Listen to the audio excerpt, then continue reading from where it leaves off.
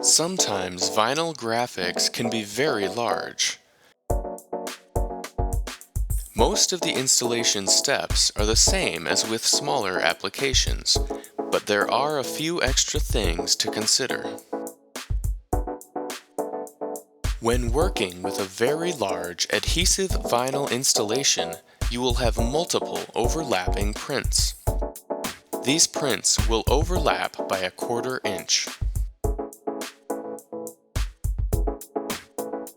Ensure that each print is perfectly aligned to the previous one along the entire length of the edge before applying it.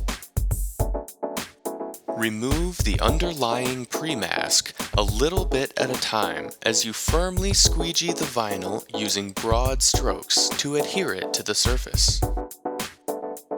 When wrapping vinyl around contours or obstructions, squeegee the decal tightly against the edge.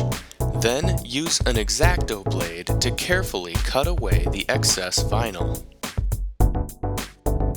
Our vibrant vinyl prints can be used to wrap vehicles, install a single banner, or even cover an entire room with beautiful results.